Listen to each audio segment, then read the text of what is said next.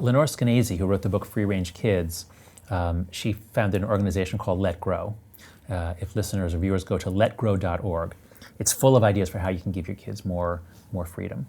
And she says, when she looks at biographies of inventors and people who made enormous contributions to society, it often comes out of exactly that. It was very much like your story. It was, I had a chemistry kit and I was blowing stuff up in the backyard, and it was people taking risks and having setbacks and failures. We grow from those.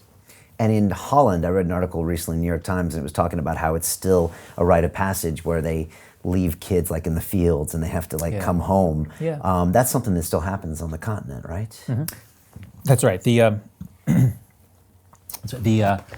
The attitudes about child rearing that have gotten so defensive and fearful are common throughout the Anglo world. Not so much in New Zealand, they're a little tougher, but in America, Canada, Britain, very, very similar, and very different from the Germanic countries.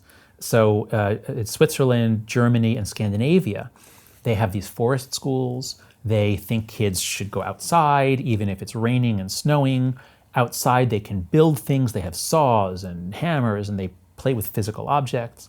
And yeah, they can get hurt, but an amazing thing happens. If you hit your thumb while hammering, you learn not to hit your thumb while hammering. So I think Northern Europe, as far as I can tell, Northern Europe is doing much better on this. I'm trying to gather all the statistics I can find. I was just in Spain, and I was really surprised to learn that in Spain, they're doing exactly what we do in America. So I always do a survey when I'm speaking to an audience. I say, if you're born before 1982, at what age were you let out?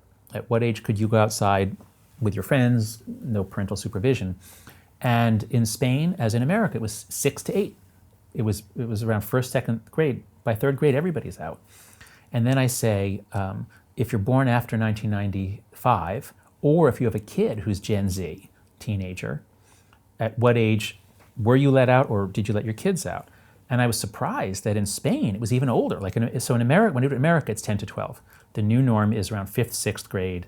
10 to 12 is when kids are finally let out. In Spain, it was 10 to 14. And they agreed too, the crime rate's way down. So in many Western countries, crime is down, but overprotection is up. And I suspect that is much less in Northern Europe, although I don't have data on that yet.